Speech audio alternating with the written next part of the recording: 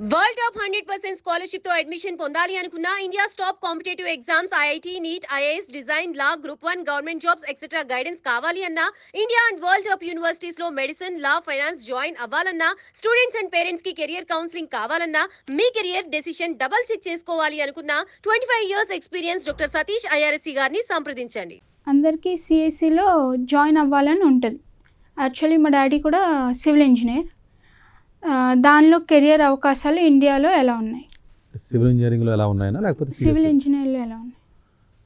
Civil engineering డెఫినెట్గా మంచి అవకాశాలే ఉంటాయి, కానీ ఎక్కువగా ఫీల్డ్ జాబ్స్ ఉంటాయి కాబట్టి కొంతమంది ఇష్టపడరు.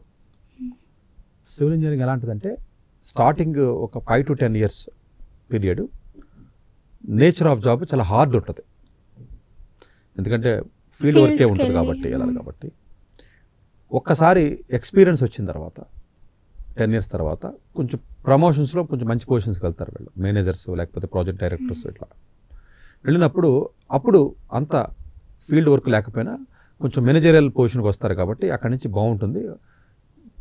శాలరీస్ కూడా స్టార్టింగ్ 10 yearsలో కొంచెం తక్కువ ఉంటాయి.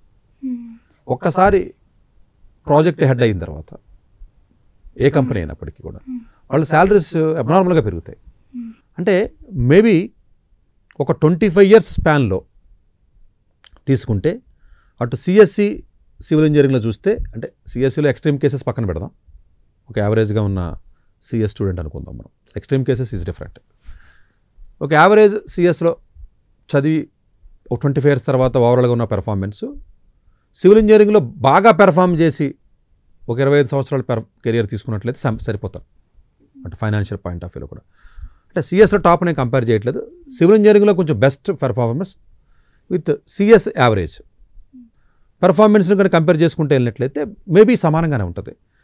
కానీ స్టార్టింగ్లో లో ప్యాకేజెస్ ఉంటాయి, ఫీల్డ్లో వర్క్ చేయాలి, డిజైనింగ్ సైడ్ కూడా వెళ్తారు. ఇప్పుడు ఏదో స్టాట్ ప్రోను, ఆటో క్యాడను, లేకపోతే ఇలాంటి ఈ ట్యాబ్ అని, సిస్కాల్ అని, ఇలా రకరకాల ప్లాట్ఫామ్ మీద వర్క్ చేస్తూ ఉంటారు వాళ్ళు యాక్చువల్గా.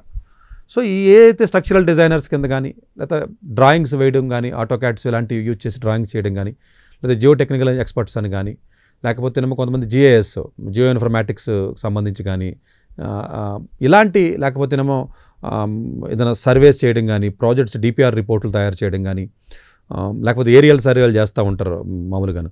ఇట్లాంటివి ఆఫీస్లో ఉండి కన్సల్టెంట్స్ చేస్తూ ఉంటారు. ఇలా కన్సల్టెన్సీ వర్క్ చేసినప్పుడు జనరల్గా ఫీల్డ్లో వీళ్ళు అటు సాఫ్ట్వేర్ యూజ్ చేసి రిపోర్ట్స్ తయారు చేస్తారు, తర్వాత ఫీల్డ్లో ఉన్న డేటాను కూడా తీసుకుని శాంపుల్స్ ఏదైనా తీసుకుని చేయడం చేస్తారు. కాంబినేషన్ ఉంటుంది. కన్సల్టెన్సీలో చేయొచ్చు, డిజైన్స్లో చేయొచ్చు, ఫీల్డ్ వర్క్లో కూడా చేయొచ్చు. కానీ వీళ్ళకి ఇనీషియల్గా సివిల్ ఇంజనీరింగ్ రాను సీట్లు తగ్గిపోతున్నాయి. ఆబ్వియస్గా ప్రాజెక్ట్స్ కూడా విపరీతంగా పెరుగుతున్నాయి.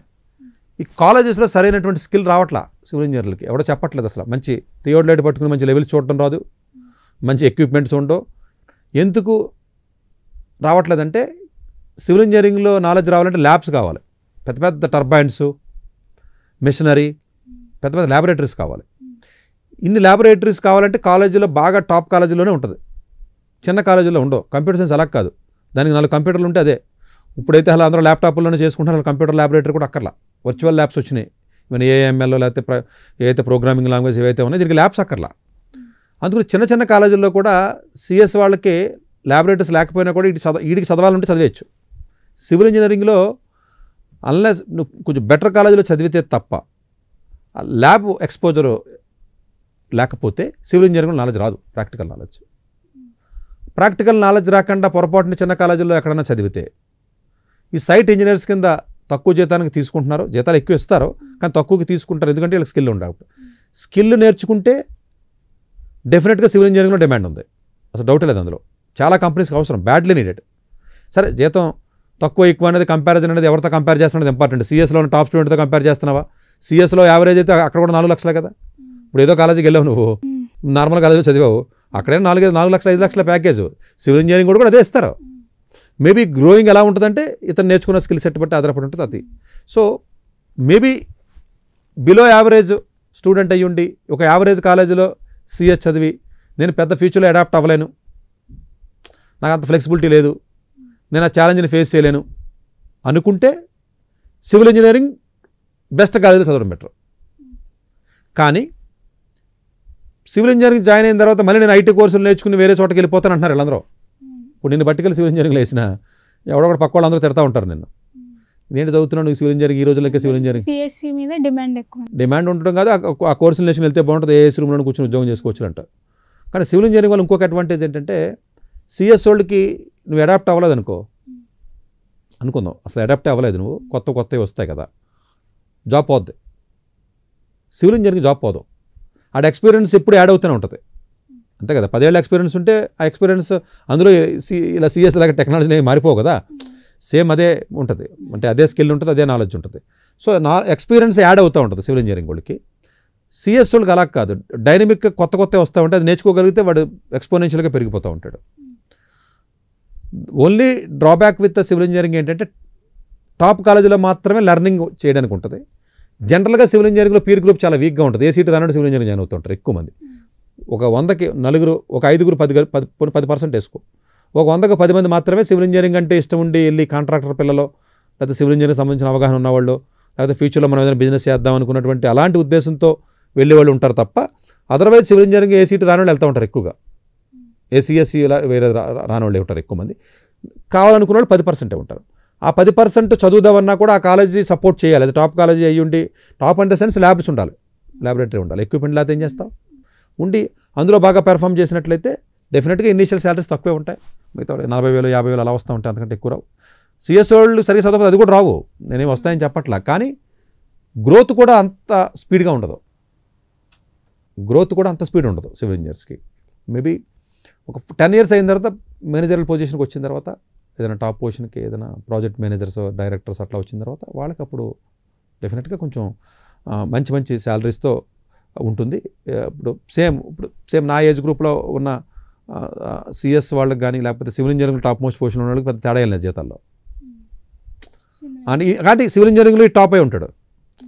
మళ్ళీ తొందరపడి సివిల్ ఇంజనీరింగ్ కూడా జీతాలు వస్తున్నాయి కదా, 50,000 బాగానే ఉంటుంది కదా అని నువ్వు ఎక్కడో జాయిన్ అయ్యావనుకో, ఆ 20,000 కూడా ఎవడవడు. వీళ్ళకి ఎక్విప్మెంట్స్ చిన్న ఉద్యోగాలు ఇస్తూ ఉంటారు, 15,000 20,000 ఇచ్చి సైట్ ఇంజనీర్ కింద పెడతారు. వాళ్ళకి ఎండలో నడిచి వర్షం ఉంటుంది, సైట్ ఇంజనీర్స్ లేబర్ని మేనేజ్ చేయాలి, మెటీరియల్ మేనేజ్ చేయాలి, మ్యాన్ పవర్ని మేనేజ్ చేయాలి, ఫైనాన్షియల్ ఆస్పెక్ట్స్ మేనేజ్ చేయాలి, ప్లస్ రఫ్ లాంగ్వేజ్ రావాలి, వాడికి డే అండ్ నైట్ వర్క్ చేసి ఉంటుంది. ఇవన్నీ ఇష్టపడరు కాబట్టి వాళ్ళు వెళ్ళరు. ఇష్టపడి ఏదైనా కొంచెం మంచి పొజిషన్కి వెళ్ళి ప్రాజెక్ట్ మేనేజర్ లెవెల్కి వెళ్ళగలిగితే డెఫినెట్గా బాగానే ఉంటుంది. అది మామూలుగా ఉన్నటువంటి కాలేజీలో చదివినప్పుడు మాత్రం డెఫినెట్గా ఎక్స్పోజర్ రాదు. ఎందుకంటే అదంతా ఇప్పుడు ఒక టర్బైన్ ఎట్లా ఫంక్షన్ చేస్తుందంటే టర్బైన్ ఉండాలి కదా, ల్యాబ్లోకి వెళ్ళి ఏం చేస్తావు, లేకపోతే నువ్వు ఇప్పుడు కెమిస్ట్రీ నేర్చుకున్న ఫిజిక్స్ నీకు ల్యాబ్ ఉండాలి కదా, ల్యాబ్ ఎక్స్పెరిమెంట్ లేకపోతే కష్టం. కాబట్టి సివిల్ ఇంజనీరింగ్ లాంగ్ టర్మ్ పర్స్పెక్టివ్లో బాగుంటుంది, కొంచెం ఛాలెంజింగ్ రోల్స్ ఉంటాయి. డెఫినెట్గా సివిల్ ఇంజనీరింగ్ 100 మంది చదివితే భారతదేశంలో అట్లీస్ట్ టాప్ 10%లో ఉండాలి, అంటే కంట్రీ యావరేజ్లో ఉన్నప్పుడు డెఫినెట్గా ఉంటుంది. కింద లెవెల్లో ఉండి స్కిల్ రాకపోతే, సరైనటువంటి థియోడ్ లేదు, లేకపోతేనేమో సరైనటువంటి మెజర్మెంట్సే, లేకపోతే మెజర్మెంట్స్ తీసుకోవడం సరిగ్గా రాకపోవచ్చు, చాలామందికి పెద్ద నాలెడ్జ్ ఉండదు. వీళ్ళు జనరల్గా సివిల్ ఇంజనీరింగ్లో ఉన్నా కూడా పెద్ద ఉపయోగం ఉండదు, వాళ్ళు ఎక్సెల్ అవ్వరు. అందుగురించి సివిల్ ఇంజనీరింగ్ కంపెనీస్ అన్ని ఇప్పుడు ఏం చేస్తున్నాయంటే, పెద్ద కంపెనీస్ అన్ని 4 సివిల్ ఇంజనీరింగ్ వాళ్ళకి ట్రైనింగ్ ఇచ్చి వాళ్ళ చేత చేయించుకుంటున్నాయి. నువ్వు సివిల్ ఇంజనీరింగ్ కాదు కానీ తీసుకుని నీకే ట్రైనింగ్ ఇచ్చి నీ చేత ఉద్యోగం చేయించుకుంటున్నారు. సో ప్రాబబ్లీ ఇది. బట్ సివిల్ ఇంజనీరింగ్లో కూడా ఇప్పుడు కొత్తగా టెక్నాలజీస్ వస్తున్నాయి, ఇప్పుడు ఆర్టిఫిషియల్ ఇంటెలిజెన్స్ అవి వస్తున్నాయి. ఇందులో కూడా 3D ప్రింటింగ్ వచ్చింది, అలాగే ఆటోమేటిక్ ఇప్పుడు మీకు హైదరాబాద్లో కానీ ఈవెన్ ఎలాంటి వాడు ఆల్మోస్ట్ 100 crores అంత ఇన్వెస్ట్మెంట్ చేసి కన్స్ట్రక్షన్ మాన్యువల్గా ఉంటుంది. ఇంకా మాన్యువల్ లేబర్నే ఎనదర్ 5 to 10 yearsలో కన్స్ట్రక్షన్ ఇండస్ట్రీలో లేబర్ కల్లా ఏంటి 40 floors కట్టాలన్నా కూడా టెక్నాలజీ ఆల్రెడీ చాలా కంట్రీస్లో ఇంప్లిమెంట్ చేస్తున్నారు. చైనా కానీ యూరోపియన్ కంట్రీస్లో చాలా వరకు మీకు ఆటోమేషన్ అయిపోయినాయి. అట్లాగే మొత్తం ఎవ్రీథింగ్ ఫుల్ యాక్యురేట్తో మెషినే మిక్స్ చేసుకుంటుంది, కాంక్రీటు అదే కన్స్ట్రక్షన్ చేస్తుంది, అదే పైకి లేకపోతే రోజుకు 2 మీటర్లు 3 మీటర్లు చేస్తుంది. ఇంకొంచెం టెక్నాలజీ పెరిగిన తర్వాత ఇంకా 10 floors 5 floors అలా పెంచుకుంటూ వెళ్ళిపోద్ది. టెక్నాలజీ రావడానికి కష్టం.